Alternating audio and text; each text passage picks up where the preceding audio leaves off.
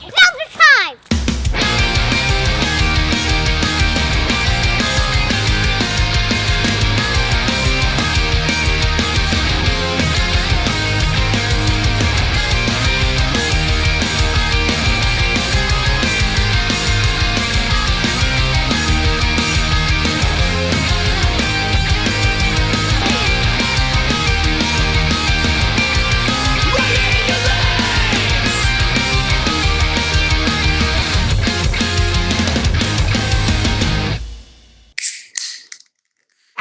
What's up, you guys? Welcome back to another episode of the Seltzer Time podcast.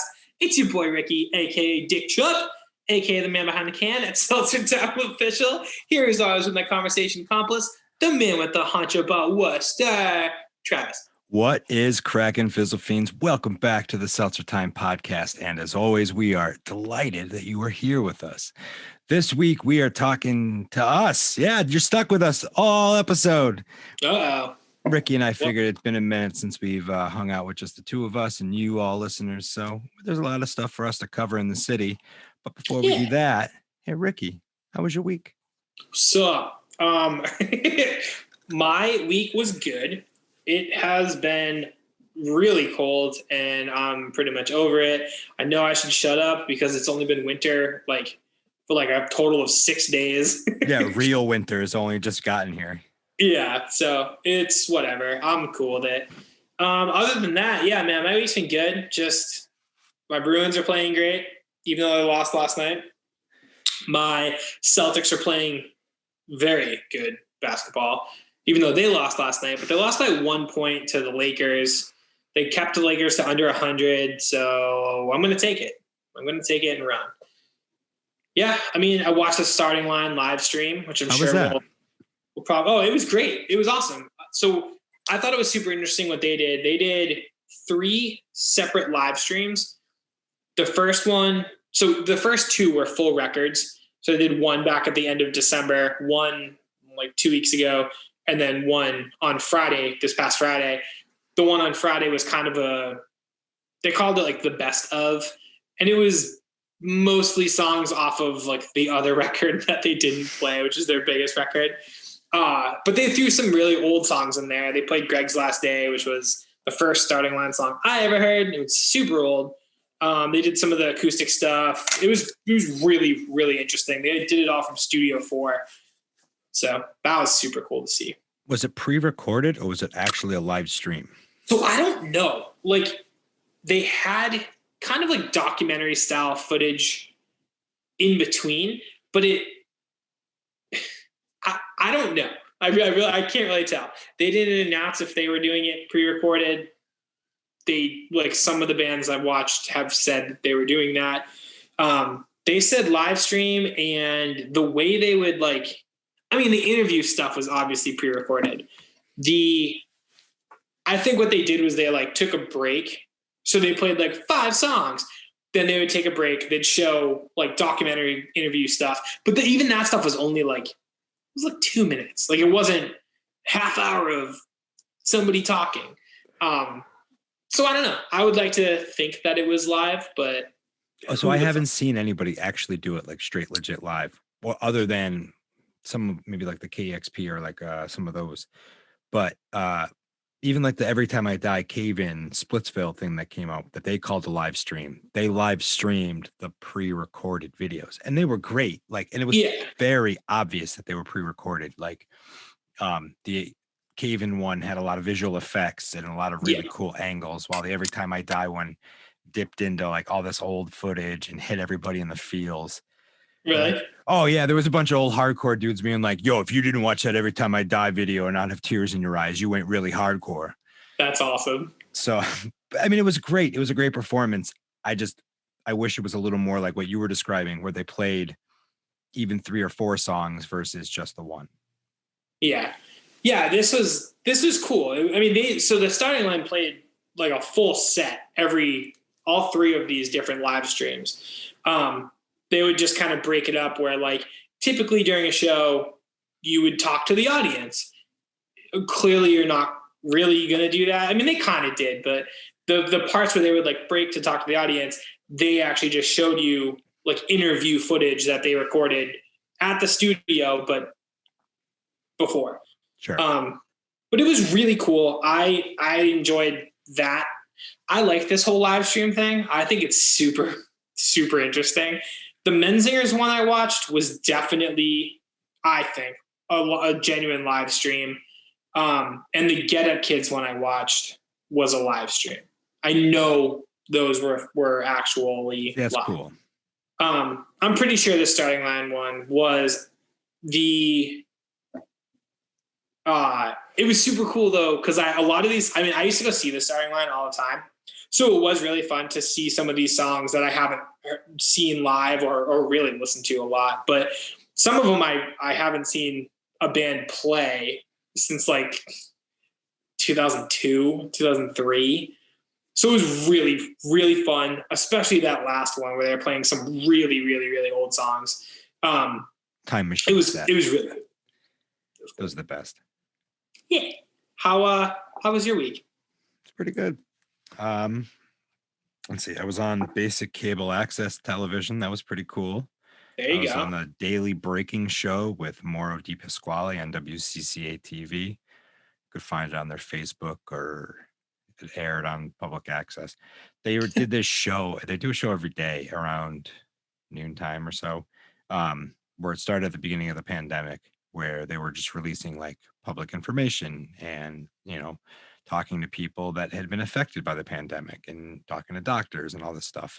Well, now that we are a year into it, they've brought it out to like talk to literally anybody about how the pandemic has affected your way of life and what are you doing. So I got to talk about what we're doing, and I got to talk about Woot and Annie. I got to talk about Hunchback Graphics. It's pretty cool. That's awesome. So I shared it on Facebook. I don't know. That's fine. I'm sorry. I didn't know. It's fine. I'm not as good at getting things out there. I feel weird about promoting things that I'm in. Like I will promote the shit if it's your face. I have no problem. I'm gonna put that motherfucker everywhere. My own face, I'm like, nobody wants to see this. It's so weird. Yeah, but like clearly they approached you to be on because you're doing super rad things, which you are. Thank you. And like the hardest part, but it's like it then becomes. I mean, this is like my personal philosophy. Please. Excuse me, as I burp to death. My personal philosophy is if you want, whether it's me or Seltzer Time together or whatever, to be a part of something, it then becomes my job to tell people that we're there. Because nobody, like, I don't watch fucking all access TV or whatever. Like, I don't watch anything. So if it's not presented to me like via social media, I don't know that it's happening ever. Sure. You have a wide cone, but it doesn't see everything. What's that? You have a wide cone, but it doesn't see everything. Yeah, exactly. And it's like, I don't know. I don't know. I just think like it kind of becomes like your job to tell people to go watch you on this thing, which is probably what that company or whatever the show is wanted to happen, because you obviously have an audience. You're right. But yeah, absolutely right. You got to tell people what they want. That's just how it is. That took a second to hit my ears. You're right. You're right. As an ex-bartender, my job was not to give you what you want. It was to tell you what you want. Because you would have wanted some shitty beer that wasn't even served at the bar. Exactly. I had to tell you what you actually went out for that night. So another cool shows that we were on a podcast that I think is coming out this week or whenever Doug decides on releasing it. But we were on Twitch. We were. It was my first appearance on Twitch. Sorry we were late. I totally botched up the time at the beginning of the fucking thing. Dude, I botched it in the afternoon. Like, I posted the video in our Instagram story, and I was like, hey, what's up, you guys? Come check us out on Twitch tonight at 9 p.m. Because I don't know why I thought we were on at 9. And then Molly Cronin, like 25 minutes later, or she might have even did it right away. I noticed it like a half hour later. She DM'd us and was like, isn't it at 7? I was like, oh, fuck, I don't know. So I looked at Woot Nanny's Instagram and it was at 7. So then I just like screenshot, posted a thing, wrote 7 p.m. over my face. And then she was like, oh yeah, okay, cool. Like you nailed it. I'm like, yeah, I'm not going to take that down. I'm just going to ride it out. You should have legit told me at that point. I didn't know. I thought you knew. I thought I knew too, but clearly you knew more than I did. I was wrong to begin with. That's too fucking funny. Fuck it, Molly. Funny. We should pay Molly to be our manager. She'll like have us. She's our tour manager. She'll have us to the venue on time, have us a proper loadout, make sure we're like, sober enough to perform at the show. Then we can do whatever we want after, do the meet and greet, sign some autographs. Don't you toy with my emotion. I would love that idea. I would love anybody to help us out with that kind of stuff. I mean, as soon as we get that seltzer money, we will hire a manager, because I think that before you and I make any money off of this, we need somebody to keep us in line. And an editor. Yeah, exactly. Well, we have a list of things. You and I making money is like a 2026 thing. Oh yeah, no. I don't need to be paid for this until nearly ever. If it can get us a ride and an adventure, more of a ride and an adventure than it already has, I'm happy. It'll be great. But we were on the top 5 cast, or my top 5 cast, with Doug Gurton. He's a local comedian. Every show is a different top 5 where Doug doesn't know what it is until the night of the show. It was a blast. Yeah. So Ricky and I did the top 5 songs from the last day of school of 9th grade. I was excited because I knew that like your 9th grade year and my 9th grade year were different. So I was excited to see how our songs kind of lined up. And like, I know you listened to heavier things than I did. I mean, I listened to some heavy stuff when I was younger, but like not really. I was very shocked to hear the amount of new metal or rap rock that you had in your list. No, it's kind of amazing. Metal. Well, I fucking love Limp Bizkit. Like, I genuinely love Limp Bizkit's first 3 records. I think that they're so much fun.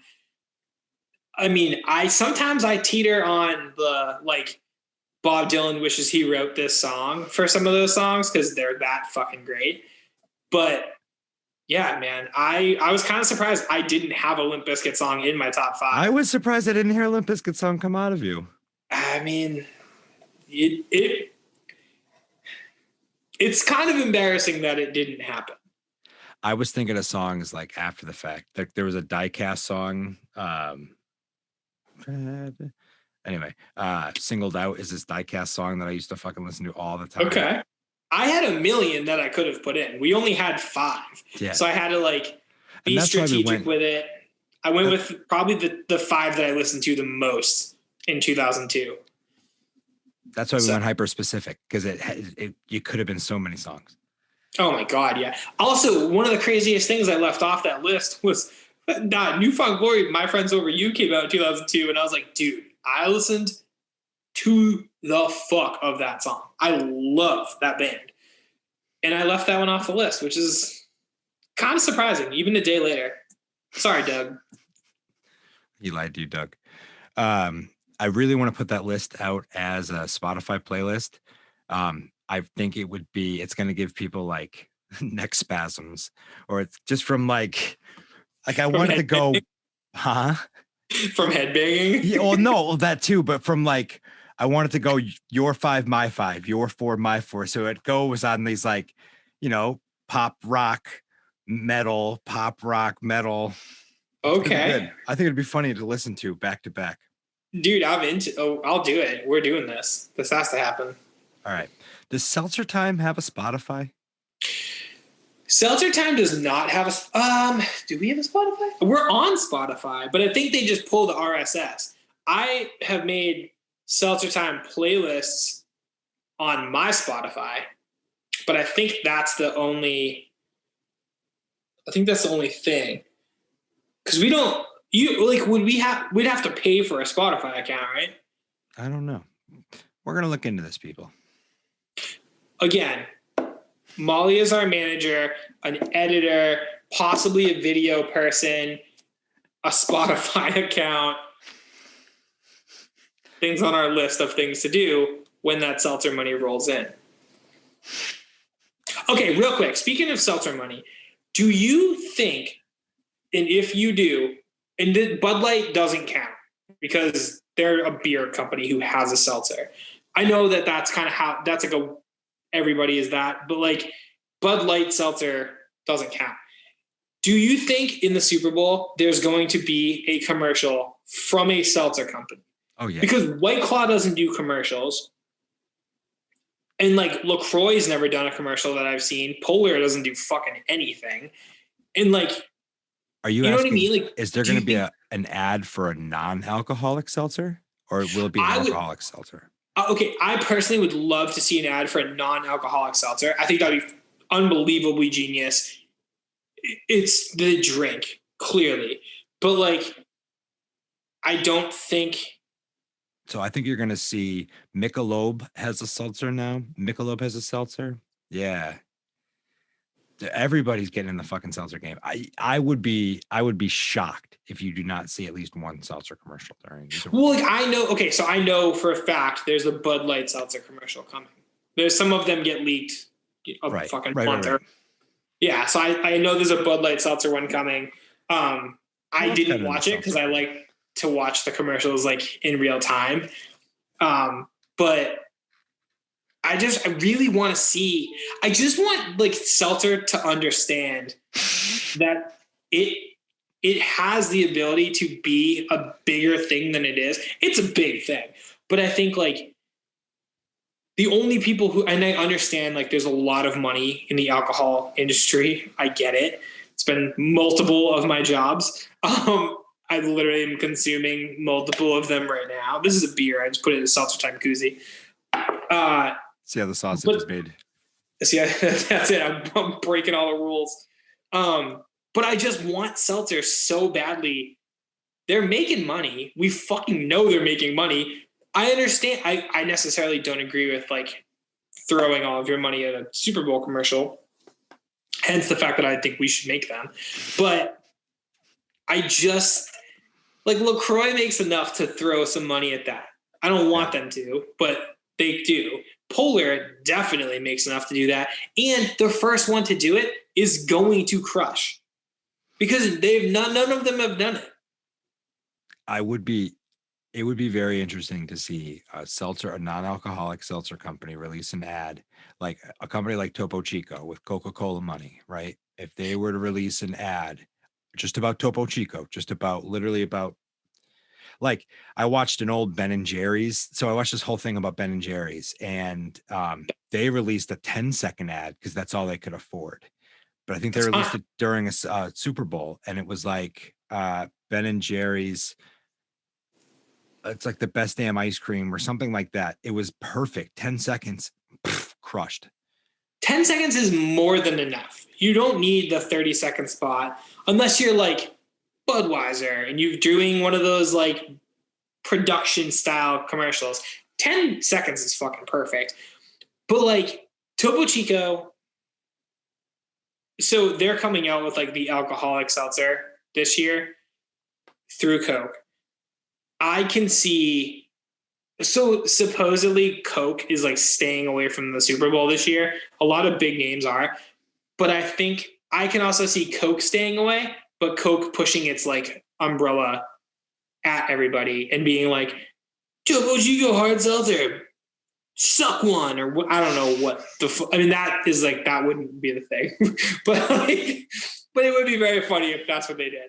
But if they did like, ad, I'm going to be sad. Topo Chico seltzer.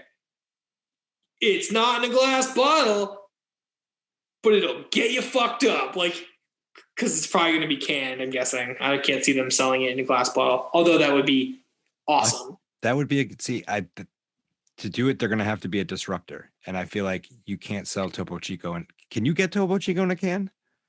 No, you can get it in a plastic bottle at CVS, and you can get it in glass. Big glass, regular glass, green glass, clear glass, grapefruit. That's what I had earlier. I'm looking at Topo Chico hard seltzer in cans.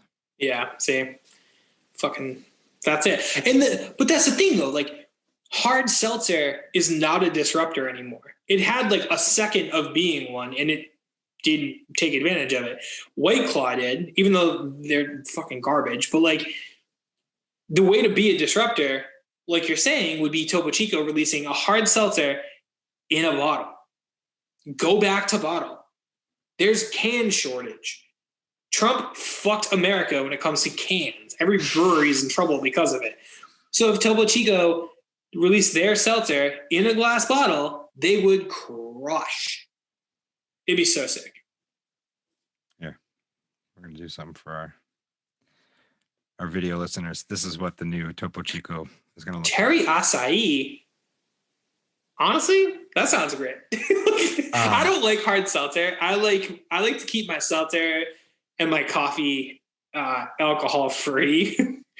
But I'm gonna try this, obviously. What's this line about? I don't know. Isn't it usually a mountain? No, it's usually like a lady at a river, right? Yeah. I have stuff. It's just way over there. I'll let you get it. Isn't it a lady at a river? You're right. It's a lady drinking from a river. There we go. What's up, Topo Chico? I even know your fucking logo off the top of my head.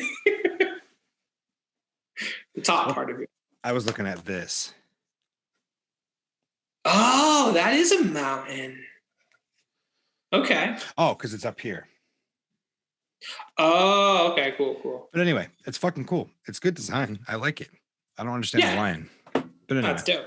Yeah, the line's weird. But yeah, so like I think if Polar did a 10-second ad, I'm just throwing this out there in case they're listening. I mean, it's too late now, possibly. Maybe but like a 10-second 10-second ad, you and I doing something, opening cans. Oh, Polar Seltzer. We've been around longer than everybody else. Psh, pulling it back, shutting it down, taking a sip, saying something, 10 seconds. Big deal. They pay us what, $400,000 or $500,000? Not a big deal. You're paying. It's $5 million. Was it like $5 million for a 30 second? So for a 10-second, it's what, $3 million. Sure. You can clearly afford to throw us. Okay, we'll pay Molly what, like $85,000 a year. So give us 2 years of her salary. You and I each make $100,000. Okay, they could pay us $600,000 and we would be fine for like 2.5 years. Be fine. That's fucking crazy. Think about the money they would make, though. Yeah, really. You just dialed in this beard. I got a haircut. Like Josh Lovell helped me with the head. Yeah, dude.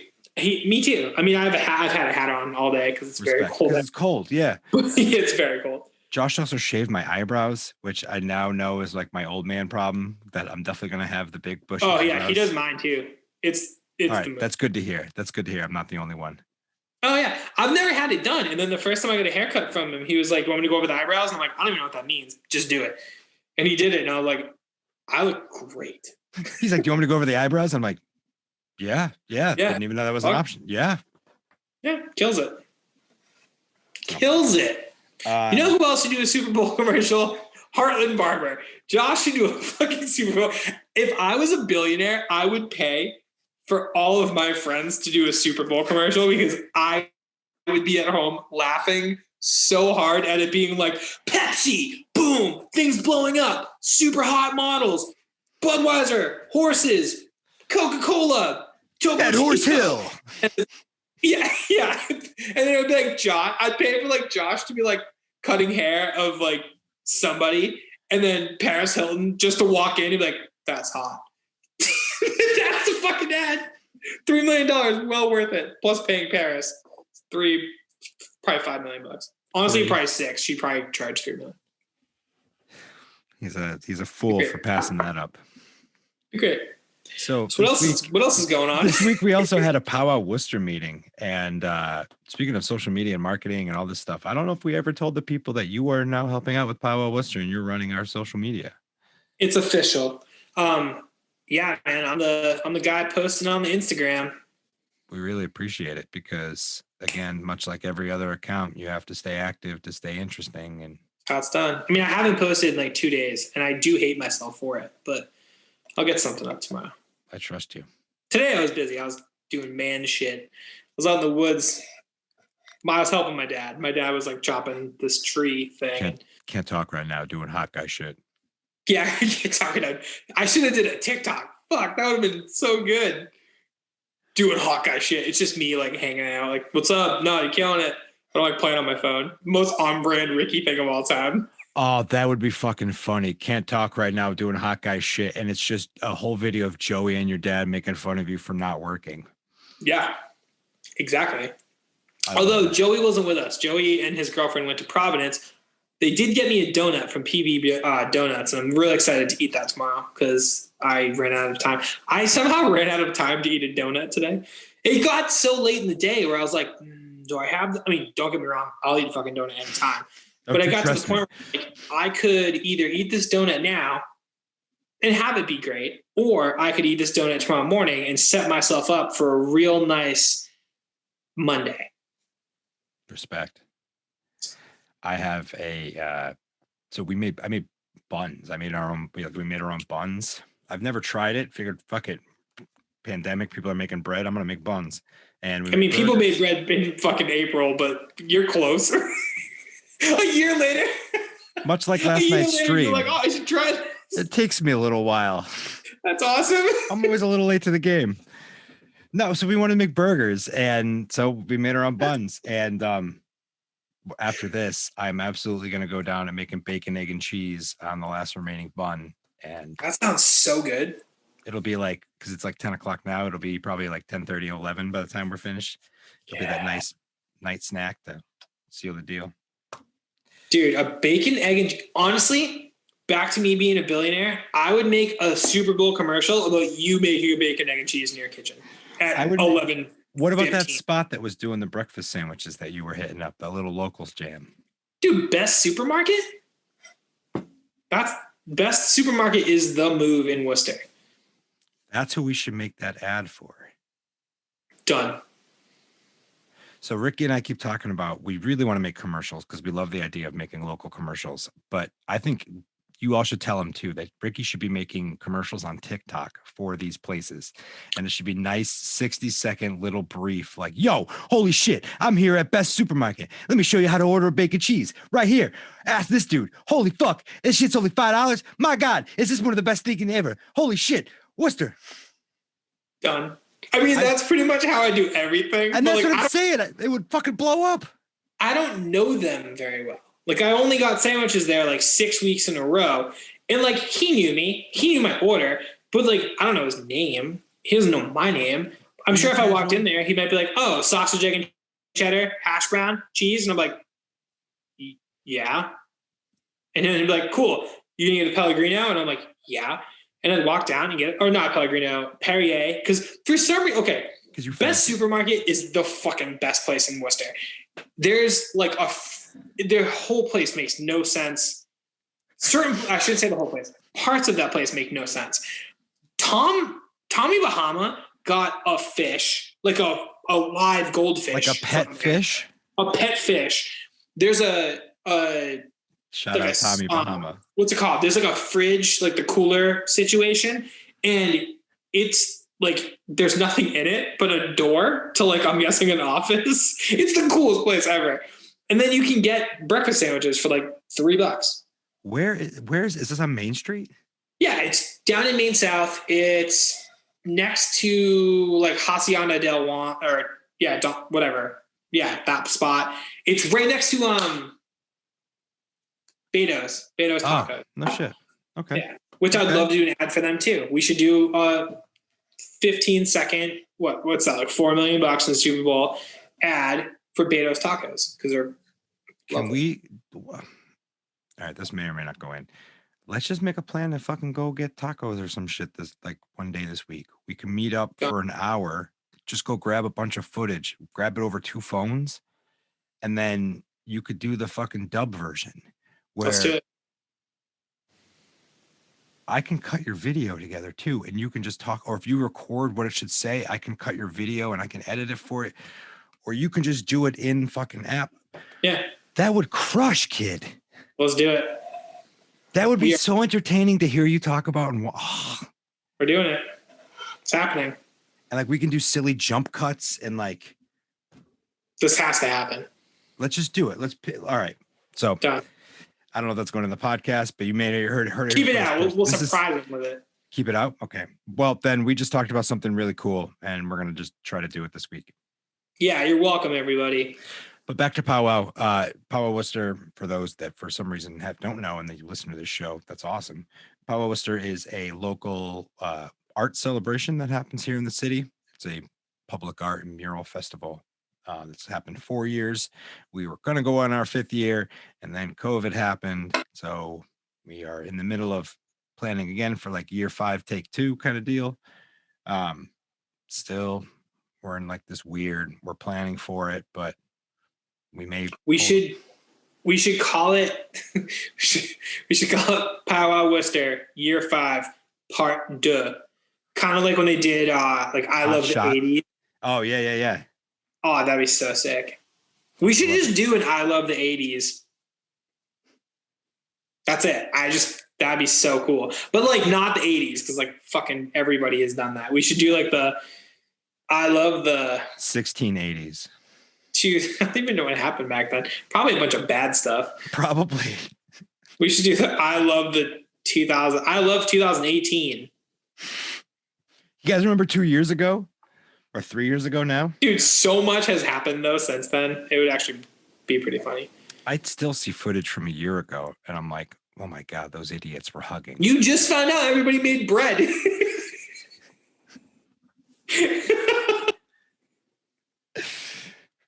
News travels fast here in Worcester, on my street, apparently. That's how it goes. Myself. That's how it goes. So, slow news. I am now writing a column for Pulse magazine. What? I have been asked let me rephrase this. Found out there was an opening, so I asked Mr. Josh Lyford, who is their editor now, about, hey, if he was accepting submissions. He's like, absolutely. I need something for February. Can you send me something, 500 words? So I put together 500 words and sent it off. And he's like, dude, this is great. If you want this column, it's yours. So I'm like, fuck yeah. So I've already figured out what I'm going to write for next months. So people should check out this month's. I'm not going to tell you what's in there. It's super introductory. But next, I was going to say, are we allowed to talk about the column, like what it's about, or are we waiting until it drops?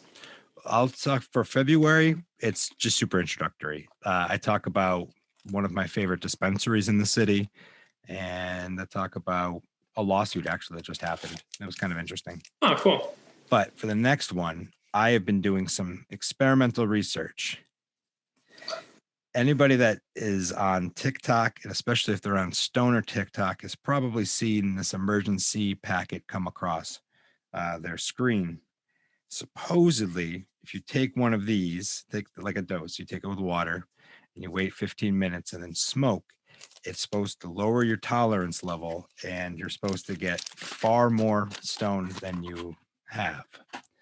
I've done it twice now with varying degrees of success. One time was very successful. The other time wasn't very noticeable. Huh.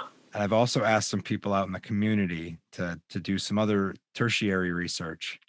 Some friends of the show that I'm not going to dox because I don't think people know that they imbibe the way they do.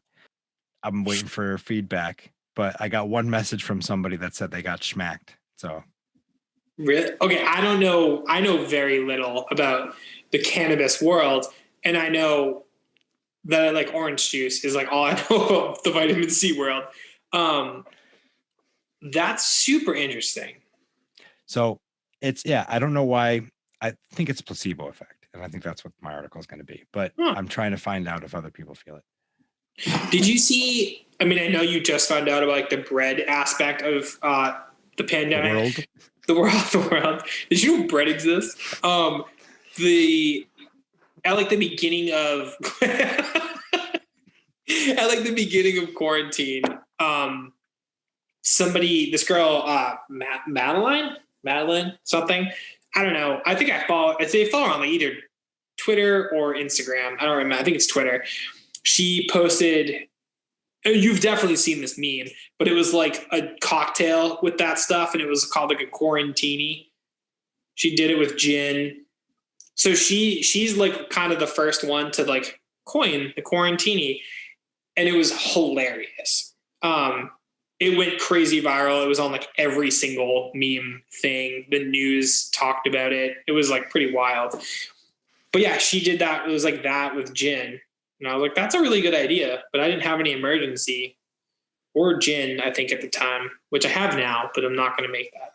But yeah, I'll give you some emergency so you don't have to buy it. I wonder if it would have the same effect that way.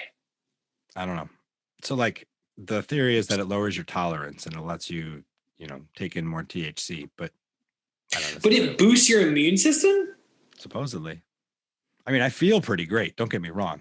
Plus I had a salad for dinner, so I feel pretty me too. Great. Sarah made this walnut and honey mustard chicken salad. It was fucking great. Yeah, mine was like a bunch of stuff, but the protein in it was salmon. But we had like pepita, a bunch of green things. It was really fucking spinach, delicious. lettuce. Okay, wait. Before we move on, are you a super like a heavy dressed salad guy or a light dressed salad guy? I'm almost like a no dressed salad guy. Like I prefer a very dry salad. I don't like salad dressing. It kind of turns it into noxious nastiness. Dude, same. I put a little bit. Naomi makes like a dressing, like a homemade dressing, and it's really friggin' good. But I genuinely don't like I don't like dressed salad. So I'll put like a little tiny bit and then I'll shake it up. And every time I just feel her judging me, like, you piece of shit, put more in there. And I'm like, I can't help it. But it's so good. But yeah, I just need a little bit. The salad that Sarah made tonight was like the perfect balance where it had just enough crunchy and protein to the lettuce. And then she knows I take a dry salad, so she made her own dressing on the side, but she kept the chicken kind of marinated. So that was enough to carry over the lettuce where everything blended really. I don't get stoked. I'll be honest. I think it's like one of those tick marks, like, oh man, I'm turning into an older adult now. Oh yeah. I just got stoked about a salad. Dude, Sam, I have never been a salad guy, and my gut would tell you that that's true. And I have a physical tomorrow, and I'm pretty sure, I know for a fact my doctor's gonna be like, dude, remember last year when you were like, gonna like eat healthier and work out? What the fuck happened? Because that didn't happen. And I'm like, dude, I walked a lot in the spring and I walked a okay amount in the fall. That's it. You're not. And then he'll be like, yeah, but she'll be like, what about your diet? And I'm like, well, I started eating salads like a month ago. So like I'm on like a good semi trajectory. Yeah, like I'm I'm doing all right, but remember how I got here? I'm eating a bacon, egg, and cheese after this. So oh, true. That's a very good point. That's fucking incredible.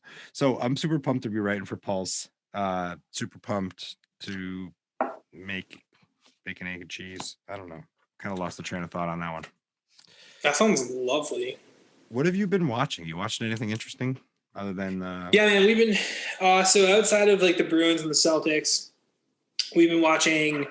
Top Chef is like our thing right now. We're we didn't start at season 1, which I'm kind of glad that we didn't do that. I forget, we started like season 7. Okay. Which is cool. I never really watched TV until the pandemic happened. It wasn't a thing that I did. I just went places and did things. I just had this thing called like a life and friends. Yeah, like not to be a dick, but like I can't sit and watch stuff. There's always things going on. So I've really fallen in love with TV, and I've fallen in love with TV that everybody else has already watched. I don't watch anything new. We did watch like Queen's Gambit. Like I watched some stuff that was new, but a lot of the things I'm watching, everybody else watched like 15 years ago. Kind of like me and bread. I get it. Yeah, exactly. Like I found TV, you found bread. We're clearly fucking like we needed the pandemic to happen so bad. The cutting edge of what's interesting. Yeah, exactly. I'm like, dude, you know this fucking thing called TV show? Jasmine bread. No, so we were watching Top Chef. It's super interesting. It's the better of the like TV cooking things, I guess. I don't know shit about cooking. But it's super fun. I like it a lot. We're watching that right now. We're in Seattle, the Seattle season. I love Seattle, so I'm super excited about it. Shout out Padma. Oh, so the coolest thing about it though, so Padma's one of the judges. She's like the model judge lady. Tom Colicchio is my motherfucking dude. He's the guy who like started the show. He's like this crazy good chef. I watched like 2 full seasons of Top Chef, and I didn't really know how to feel about it. Like I was like, the show is super interesting, but you don't really have like, aside from Gail, who's my motherfucking homegirl for life, I want to have Gail on this show more than I want anything to happen ever.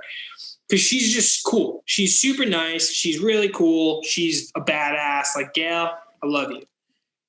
Padma and Tom are like the two, they're on every episode. Tom created the show. He's like the brains behind it. Padma is the beauty behind it. She's not really my type, but she's definitely like, she's very attractive. And she's the one that gives you the bad news and is a little softer, I guess. I don't really know why they do it this way, but they do it. Halfway through the 3rd season we watched, Naomi was like, oh my God, have you watched the Hot Ones with Padma? And I was like, no, because I felt no connection to her. Like, I was like, okay, I get it. Like, she's great. She's super great host. I understand why they have these 2 like figureheads, you know? We watched the Top Chef. We watched the Hot Ones with Padma, and she's a badass. She's like swearing. She's like housing these chicken wings. She's talking about her best friend or her friend Shaq, like all this crazy stuff. Friend Shaq? She's friends with Shaq, like BFFs with Shaq. She's awesome. So I'm like, not that I didn't respect her before. I did. I thought she's great. Like, I love the show, but I came out of it with a more like I never wanted to hang out and like drink a beer with Padma. I was always like, no, whatever, like not really my style. But then I watched her Hot Ones and I was like, yo, Padma might be my best friend in the whole world and we've never actually met. Then we watched the Hot Ones with Tom, who on the show is like, not the bad guy, but he's like the harsh one. Crazy talented. All of his opinions, not that I can taste this food, but I feel like I agree with it. He's really cool. I watched his Hot Ones and I've been calling him TC because his name is Tom Colicchio. And I just feel like after watching his Hot Ones, him and I are on this level that I can call him TC and to be totally cool with it because he's the man. He's awesome. So I like this show more after watching those 2 on Hot Ones. I'm waiting for Gail to be on Hot Ones, but I feel like she's just too cool. Like, she'd eat them all and then just be like, what was like fucking whatever, man. Who cares? She's awesome. I love Gail. I haven't watched enough Top Chef to understand who these people are, but I didn't know who they were until like a month ago. It was a whole new world for me. See, I feel this way about the Great British Baking Show and like Paul Hollywood. Yeah, we watched a season of that and it was cool. I liked it a lot. The season we watched, there was, trying to think of who my 2 favorites were. There was this lady, Kate, who had really cool curly hair. I liked her a lot. She didn't win. Sorry, spoiler alert. And then there was this girl who was like either 17 or 19. I think she was 17. I only remember that because she was like the youngest one by 10 years at least on this show. Was that the same season where it's the kid presented his bin and like somebody took his dessert? Yeah, because they took his food out of the freezer. Dude, that's the only season I watched. It was awesum. That was huge. That was my dude. So like when that released, that was huge. Talk about just learning about things. Yeah, that was like everybody got pissed off when there was like a huge social media campaign to get the other chick, and then she had an accident and she couldn't taste. And then people like speculated that she had an accident, and it's just like, it was a whole thing. It's a whole thing. It's a whole thing. I'm going to have to go back and look because his name is Ian. Okay. So it's like, what? His name was Ian. Okay, yeah. So the thing with those shows, again, new to TV, but like when you start a show like that, was that the first season of that show? Or okay, cool. So I have no idea, but it was my first season. Yeah, same. I started in like the seventh or eighth, because just that's the way Netflix presented it to me. And then even their first season is really like the fifth season of the show, so it's really fucking confusing from an American audience. Thank God there's a Wikipedia article, and that's where I learned all this stuff. Okay, I'm gonna have to go through and check it out because I feel like such a connection to those people. Where I'm like, yo, like Kate was my girl. She was so good, super steady throughout every episode. She never really like won the day, but she did good, and I liked her. I thought she was very nice. Yeah, she was good. Yeah, and then like the younger one was a badass, and I was like, yo, at 16, I was listening. I mean, you'll have to find out what I was listening to by listening to Doug Garton's podcast. But everybody knows that at 16, I wasn't cooking shit. I was listening to the fucking starting line and Puddle of Mud. Like, you just spoiled it. Sorry, guys. I was barely cooking a Hot Pocket, you know? That's just how it was. I had mac and cheese on lockdown. Oh, no, dude. The episode of Top Chef that we watched before I jumped on this. So, again, they're in Seattle. And they did this challenge where they were at Pike's Place Market, which I love. I mean, Seattle's if I didn't live in Worcester, I would live in Seattle, like no doubt. I legitimately thought about moving there 2 separate times. And then Worcester happened. I was already here, but things made more sense. Understood. Family and all that. I legitimately fucking love Seattle, Washington. And there's this spot that makes the best mac and cheese in the entire world. And it's at like Pike Place Market. And they were there for like a second. Like they like needed cheese from there or something.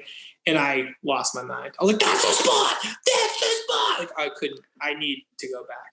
Once COVID's going to end and some people are going to be like, we're going to Aruba. And I'm like, fuck that. We're going to Seattle. I have a standing invite to go to Seattle. My business coach is in Seattle. Really? Yeah. Shout out Laura from Elevation Business Consulting. I've been working with this woman, Laura, and she's been fantastic. And that's dope. Shout out Courtney Henderson, my homie Chenny. She lives in Seattle. She works for Starbucks corporate. Shout out Starbucks. I worked for you guys forever. I'm coming. I'm hanging out. What's up? Shout out Courtney Kurz, my other friend who I worked with at Seattle. I worked with her at Starbucks. She lives in Seattle. I think she works for Amazon. Shout out Dave Paradise. He does work for Amazon. I got all kinds of friends. He bought a shirt. Yeah, dude, Dave's the man. I knew I saw that. Dave is the man. He rules. Sarah and I were watching Red Bull's YouTube channel, talk about discovering old things, and they put up hell yeah, it does. They put up all these videos from all these ridiculous events that they do around the world all year. And like back in 2019, they did their crashed ice event at Fenway Park in Boston, which if anybody doesn't know what crashed ice is, it's 4 people. And I say people because there's a men's and women's division on like they're basically wearing hockey gear, full hockey pads and skates, and they're on a steep incline. And this is like an iced obstacle course in a way of them racing down. It's fucking bananas. Shout out Bad Rabbits.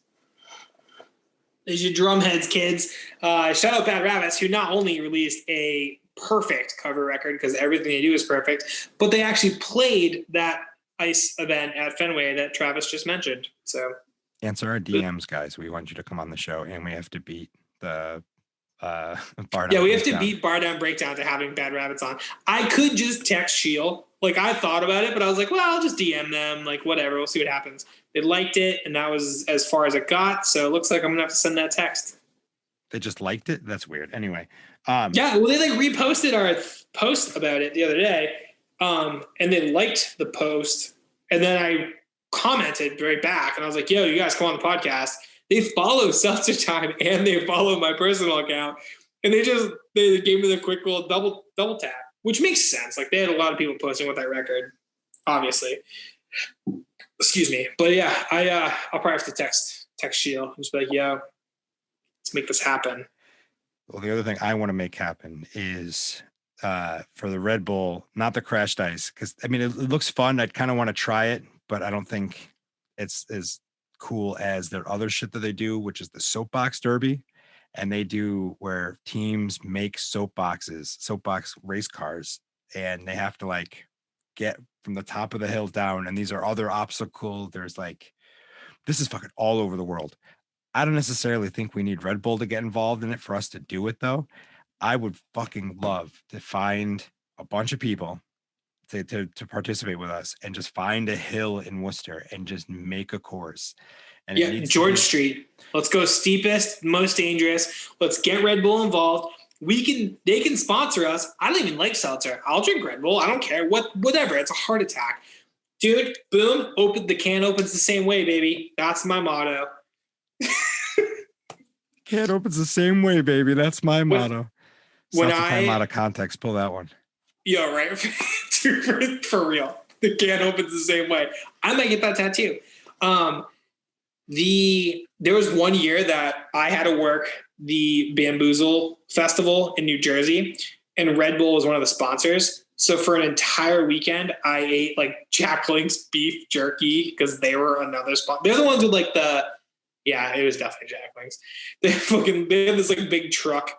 It was so stupid. Jack Link's, if you're listening, if you want to monetarily sponsor us, we'll take it, but please don't send fucking beef jerky. It's gross. But I ate nothing but Jack Link's beef jerky, mostly because I was single and the girls that were giving it away weren't ugly. And I was like, I'm hungry. And also, what's up? Yeah, what's all you working here? Cool, I saw you yesterday.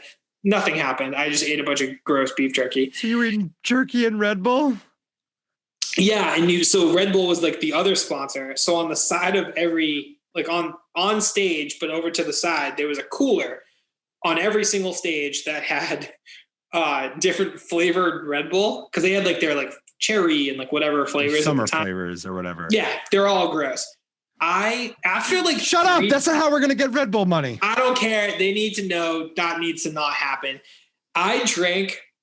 I'm not even kidding you. I probably drank like 7 Red Bulls a day. And it was just like I drank Red Bull and I drank alcohol. So by the time fucking Sunday night hit, my breath was just like beef jerky, Red Bull, and whatever, beers and other things that we were drinking. I was so gross. Like we were driving home and I'm like, dude, my body might have just decayed. Like it was so disgusting. Your body is a wonderland of beef jerky and Red Bull. Something like God, sir, that's too much Red Bull. It was gross. I did meet a girl who worked for Jimmy Fallon though. That was cool. Random. Which like it was sick. She was super nice. But like the first thing that her friend, I became friends with the bartender. Surprise. The bartender's best friend was this girl. I honestly don't remember her name, but she ran and got sandwiches for everybody, and I like went with her to help. And literally her friend was like, "Oh, this is whatever," and I was like, "Oh, hey, what's going on? Like, I'm Ricky. Like, what do you do?" She's like, "Oh, I work for whatever channel Jimmy Fallon's on, CBS, not CBS, NBC. Yeah, she worked for that, but she like ran something on his show." And I was like, "Do you know Questlove?" Like, it was the first thing I said to her. She's like, "We ride in the elevator sometimes." And I was like, "That's so sick. I fucking love the Roots." And that's all I wanted to talk about. And of course, how'd that work out for you? It worked out great. So even if we don't get Red Bull to sponsor this, I still want to get a bunch of people to maybe not George Street. That's a pretty brave hill. Maybe a little less steep, but I say we just go big. You should check out these YouTube videos. You should watch some of these because they're fucking ridiculous. And like some of these, like there's one that looks like a pizza. Like they make them all look fucking ridiculous. Have you seen the thing they do in Boston where it's like you build a car that's supposed to fly? Like every car has wings and they like push you off of a dock. Flutog. Maybe. Is it another Red Bull event? It's some Red Bull event. I don't know. I just always see that. It's called Flutog. Okay. Yeah, that one's again. I fucking love what Red Bull's doing because they're making these events that are just counterculture, weird, kind of like sports adjacent. Yeah. Like crashed ice is sports. That's fucking ridiculous. But Flutog is engineering. Dude, I'm super down to do any of that. Flutog looks like it hurts. I want to do the soapbox. But yeah. DC Red Bull. The can opens the same way, baby. I'll rock a Red Bull koozie. I don't care. I'll get the fucking Red Bull tattoo.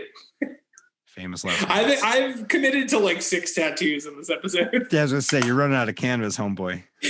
Seriously. Eamon's listening like, oh, I'm going to make so much money off this kid. Ching, ching, ching, ching, ching.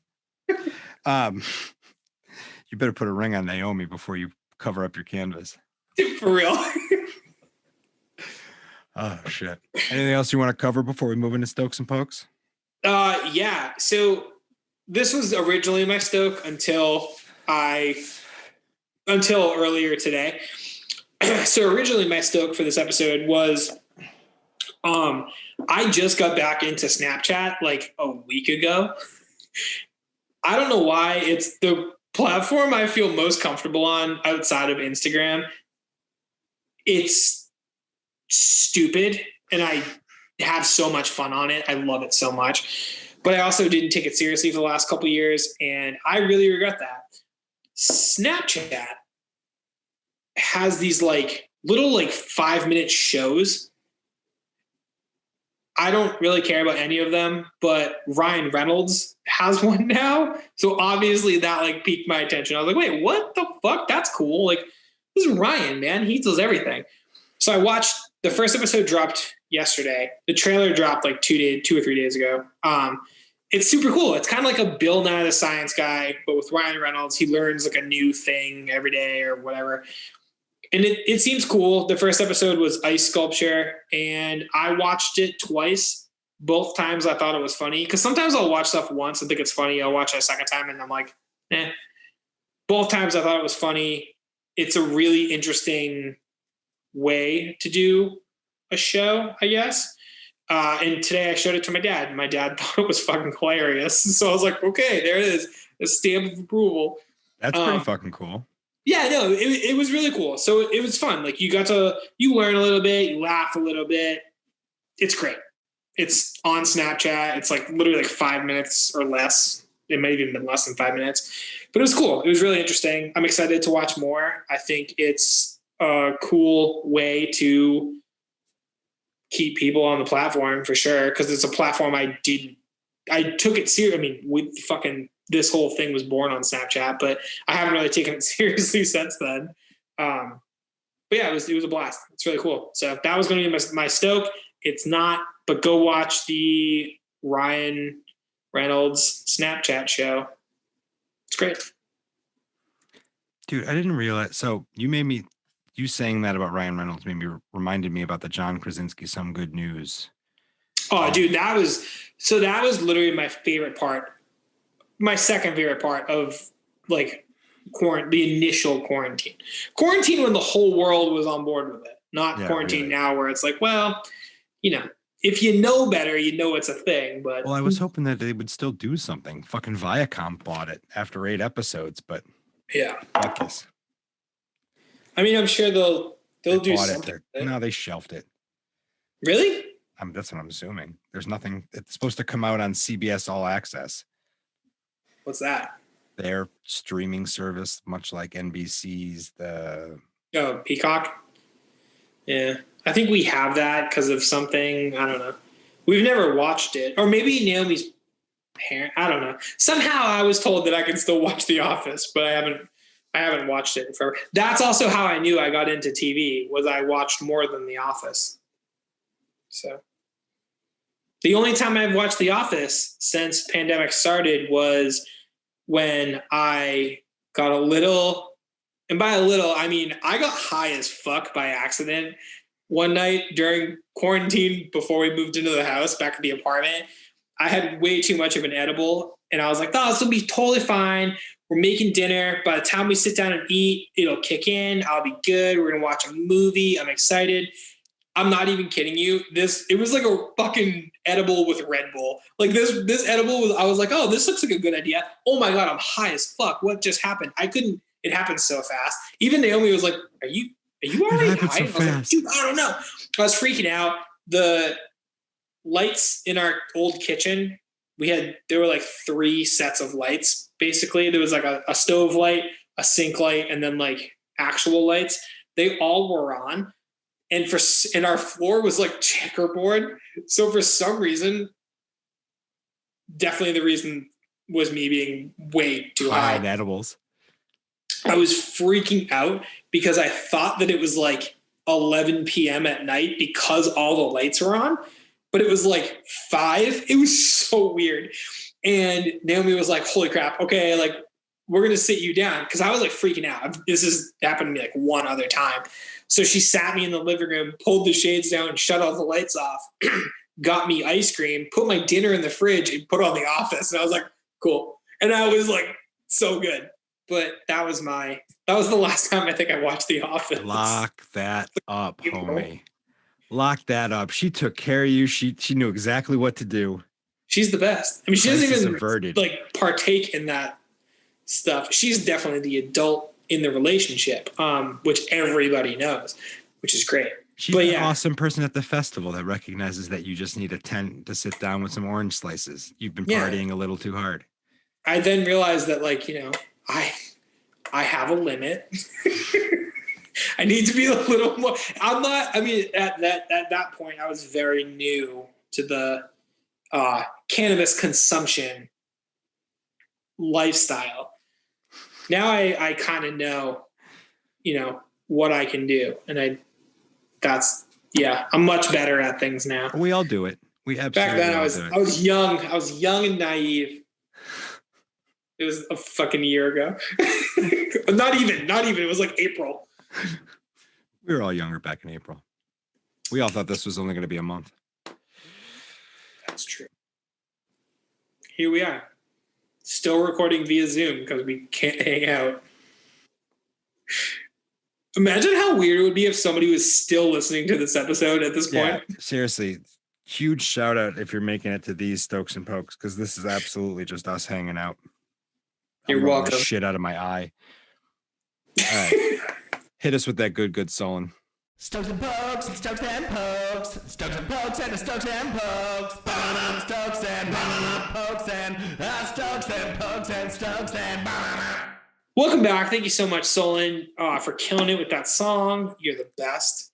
Shout out. Oh, real quick. Speaking of Solon, I was on TikTok the other night and I see this guy wearing a Coney Island t-shirt. Saw that. Yeah. And I was like, what the fuck? So I watched it. And then I went to his profile to see, like, oh, he's probably from Worcester. And he's not. He's from New York. And I was like, wait a minute. So I went and I'm like scrolling through his profile and there wasn't like I don't know if it was the one after the one he has a Coney Island one, but there was one pretty close to that where I clicked on it. And he was sent a bunch of mail. And in that TikTok, he was sent the Coney Island t-shirt from Solon. And I was like, what the fuck? And this dude has like 30-something thousand followers on TikTok. And I was like, wait a minute. So I screenshot it. I text Solon and I was like, hey, dude, did you do, like, this is the move for sure. And he was like, oh yeah, like he's like one of my favorite TikTokers. He's hilarious. I'm like, I know, like all his videos are fucking great. And he's like, yeah, we went to college together. And I was like, dude, that's so sick. And then it then made sense, but it also, that's pretty cool. It was still so smart. Like, and it was cool because I didn't follow this fucking guy. I don't even actually know if I follow Solon, to be honest. I don't know. I follow Solon. I don't know this guy's name, but I definitely saw a random TikTok video with some random dude in a Coney shirt. And I'm like, what the hell is this about? It was awesome. And then I instantly started following that guy, and he is extremely funny. So I'm very happy that happened. But yeah, so shout out Solon. I'm going to poke the United States Postal Service because y'all can be fantastic when we need you, but you can also be a giant pain in the ass to work with sometimes. I've been shipping out the shirts and merchandise from SeltzerTime.com, which we are super thankful you guys are purchasing stuff. It's been awesome. Thank you. But I get an order in from, I don't mind saying, I get an order from Rockwell, and he says that he's purchasing a birthday present and he needs it by Friday for our friend Ashley. And this was like Tuesday at the time. And he's like, yo, if I put this order in right now, can you put it in the mail? And I said, yeah, of course. I got you. I think this is Monday even. So I'm like, yeah, of course. Like, you're asking me about this? Fuck yeah. So I put it in the mail. I wrap this bitch up super nice. I write, take me to the Rockwells. I do the same print and ship labels I've done the entire fucking time. Put it in, bring it down to the post office. They accept it. Everything looks good. They put their shit on it. Off it goes. 2 days go by, and then I get a FaceTime from Matt. And usually when I get a FaceTime from Matt, it's his kids, and they want to like tell me I smell or something, which is always hilarious. That's awesome. But Matt goes, I got your package. And I go, you got the package? Okay, why are you FaceTiming me? He's like, why did you send me shoes? And I go, what? And what had happened is at some point, this label had fallen off of my package, and some dickhead at UPSPS decided, I'm just going to slap it. It must have fell off of this package. And it was a package from Kohl's to somebody else that was some fucking shoes and some other random shit. His box is lost in the mail, which is one of our t-shirts and some Topo Chico stuff that dude gave us. I'm like, I'm going to share some of this with Matt because he loves Topo Chico as much as I do.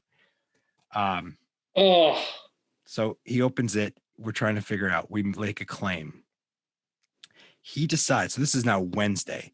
He decides. He's like, yo, I'm going to buy another shirt. And I said, don't. That makes sense. I saw the orders come through and I was like, first of all, shout out Rockwell for life. But also, what the fuck are you doing ordering multiple things in like a 2-day span? I was very confused. I meant to text you. Yeah. I was like, don't you buy another one? He's like, watch me. And I go, you motherfucker. I didn't actually want to go to the post office today. It's like 3:30. I'm kind of half in the bag. You know, like Wednesdays, I usually take like a lighter day. Yeah. So you deserve it. Well, I go hard Monday, Tuesday, light Wednesday, hard Thursday, Friday, weekend. Solid schedule. It works. So, but this fucker is like, yeah, I'm going to buy it. And he did. So I'm like, fucker. So I packaged this shit up as fast as I can. I got another order out that we had gotten earlier in the week. So I'm like, cool. I had to go to the post office anyway. And this time I went and I don't have packing tape. So I had to go to the dollar store to pick up packing tape. Well, that put me fucking 5 minutes behind schedule. The post office down near the Price Chopper that I normally go to fucking closes at 4 due to COVID. Those fuckers are open for like 6 hours because they take a whole hour for lunch. They open an hour late and they close an hour early. So then I do a quick Google search, go to the fucking main hub down near the police department, which if you haven't gone into that one, I have. It's imposing, man.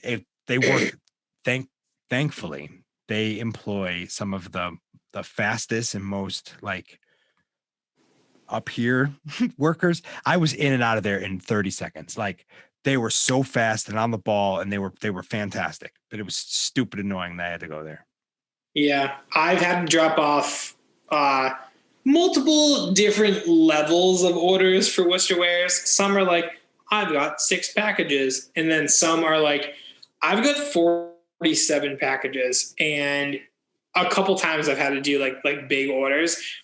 Most of the people have been great. And there was one lady who, this was like the height of, it was, like beginning holiday of November. Yeah. So it wasn't exactly holiday yet, but like we were getting there. But it was still kind of that like save the USPS era of 2020. Of quarantine. And I bring this huge box, and this lady looks at me and she's like, what is this? And I was like, oh, it's already in there. So keep in mind, they're already like prepaid. Everything's paid for. You just need to scan it. That's it. So I bring this huge box, and I was like, oh, I just didn't know. I don't know where to bring this. Like, I know it has to go to the post office, but I don't know if there's like a deposit box or something like that. So I was like, this was the closest spot. This is where I came. Like, I've never had an issue. And she was like, just a heads up, you need to contact us so we can come and pick this up from you.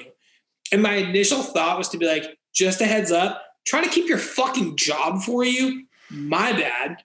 But instead I was like, oh, okay, cool. I'm really sorry. We now like eventually we moved. We are friends with our postman. He picks our stuff up. It's great. He's the best. So everybody else at that location is dope, but fuck that one lady. She's horrible. If they go out of business, it's actually personally her fault. That's what I heard too. Ain't it? So yeah, the box finally came back to me. So I'm just gonna drive it down to his house in a couple months when it's safe to go outside. Hell yeah. And I am stoked about a video game I played called Donut County, where it's just absolutely absurd. It came up in my suggested feed. You play as a whole that gets slowly bigger and bigger, and you slowly engulf an entire town.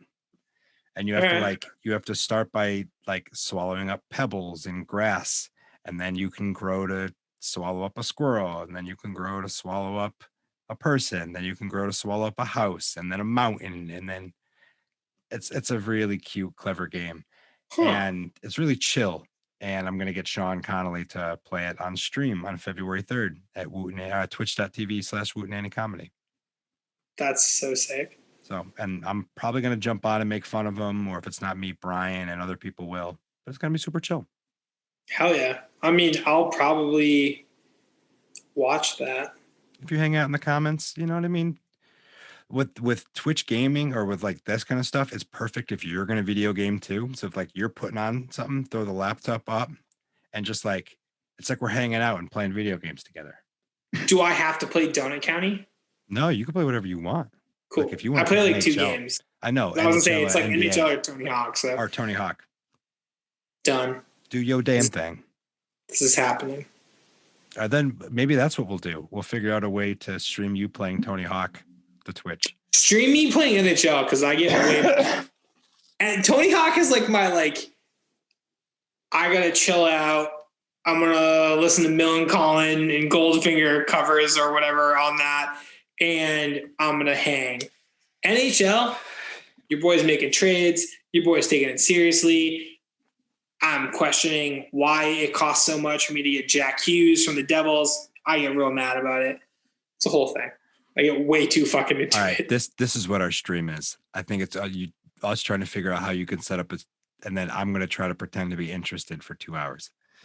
Good fucking luck not being interested because it's great. That's the content. Sean, fuck podcasts. I'm into this. I'm into this idea. All right, done. What do you got for the people?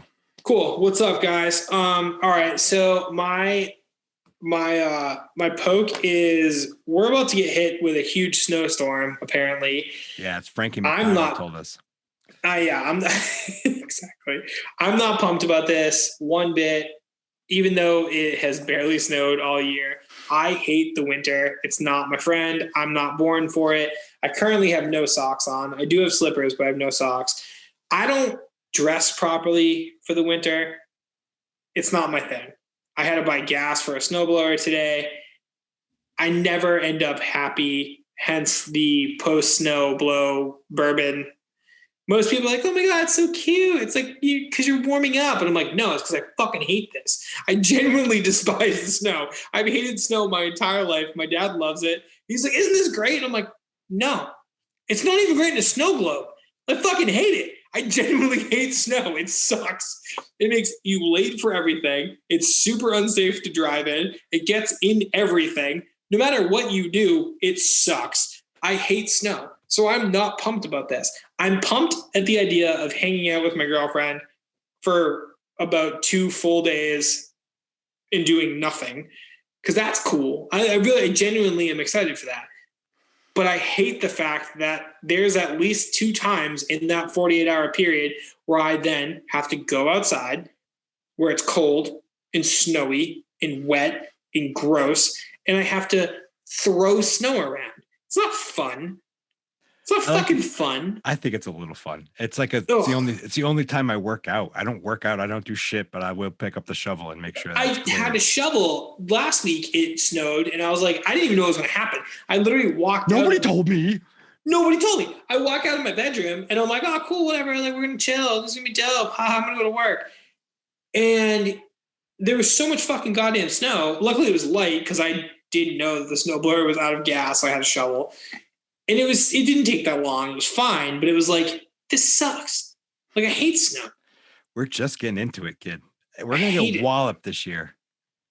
This is only I the start. hate it. I'm It's so almost sorry. February. It's almost spring training. Give me baseball. Give me. Everybody around here falls into this false. I don't Winter now care. goes to the end of March. We're gonna have It doesn't snow start until fucking February. bingo. So it's gonna be February, March, maybe even April snows. Ugh, it's so gross. I hate it so much. I'm not. Blame global I'm excited warming. for, like I said, I'm excited to hang out. I'm excited to not do anything and have, the other excuse. Like, COVID's excuse number one, and then snow is excuse number two. I'm excited for post Snow Below bourbon. I bought a new bottle. I'm pumped for those types of things. I do genuinely like those, but I just hate everything else involved with snow. It sucks. See, I'm trying to get just on that last little. I'm trying to get pumped about something about winter, which is why I asked for the skates right there. And like, I want anybody, if you're listening to this, tell me where I can go skating with you. I want to find Indian a pond. Lake. Is that where everybody is right now? Dude, every time I live like 2 seconds from Indian Lake. JT lives on Indian Lake. And every single time I drive by, there's like, so we drove by like 3 weeks ago when it was still like 41 degrees. And there was people with like ice fishing tents on the lake, which was scary because it was like 61 degrees like 2 days prior to that. And then they're like, below 50, baby, I'm going out. And I was like, you're going to fucking die. This is terrifying. As far as I know, they're all good. Then I said that, and the earth was like, oh, shit, he's right. We should do winter this year. Skirt. And it's been like 2 fucking degrees since I said, good fucking luck, baby. And the ice fishers are like, fuck you, Ricky. It's great. It's been so goddamn cold. But Indian Lake, it's been so cold. There were people on motorcycles on the lake, straight up dirt bikes, doing these like circles on ice. And I was like, what is going on? That lake is fucked. There was tents, it was like a tent city of ice fishers. There's like 65 different hockey rinks. There's 16 people making like ice sculpture, fucking chainsaw things, basically. And there's a motocross arena on the lake because it's that cold. I hate the fucking winter. I need to get down there right the fuck now. All right, what's your poke? Horrible. What's your stoke? Because I'm going to Indian Lake. Horrible. Good luck. I lived on Indian Lake for like 6 months, and I would go, but luckily I lived in the summer. So when I went at 11 o'clock at night, it was very hot and it made sense. You weren't going to go skating, I figure. No, fuck no. It was wonderful. My stoke is I swung by my grandma's house today because she had like my birthday present, our housewarming gift, our Christmas presents, all this stuff. We haven't seen her, obviously, because of COVID. So I hung out outside. She put them on the porch. My grandma, if you follow Seltzer Time official on Instagram, which you most likely do if you're listening to this, my grandma is the queen of getting at least me and other people in our family who don't think it's as funny a Christmas gift that's always hilarious. She has a Santa Claus where if you push down on its head, its dick pops out. I think it's like the funniest thing in the whole world because it is. But a couple, like 10 years ago, she got me, my dad, my brother. She gets us all like actual Christmas gifts. But the first thing she gives you is usually something ridiculous. She gave us all Victoria's Secret gift cards they didn't have any money on them. They were just like empty gift cards. But I laughed so hard, and my brother and dad were very confused. They didn't like get the joke. They were just like, thank you. What am I going to use this for, Nana? I literally couldn't stop laughing. I thought it was the funniest thing ever. So this year, my grandma found, I have no idea how she found these or where. I'm probably never going to eat them. But my grandma found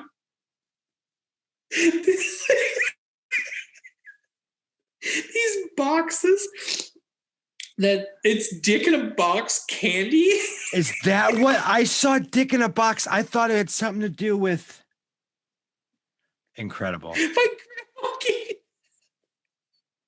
My grandma gave me that this afternoon.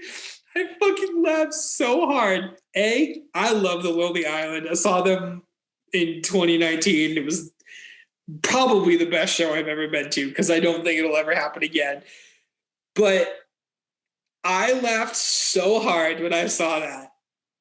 It's so good. It's so fucking good. So yeah, I now own Dick in a Box candy. Apparently she gave it to my cousins, like their boyfriends, because they went over there on Christmas. Horrible idea. My grandma ended up getting COVID. She literally was like so fucking sick. I contributed to Christmas because duh. I wasn't that bad, by the way. I was home.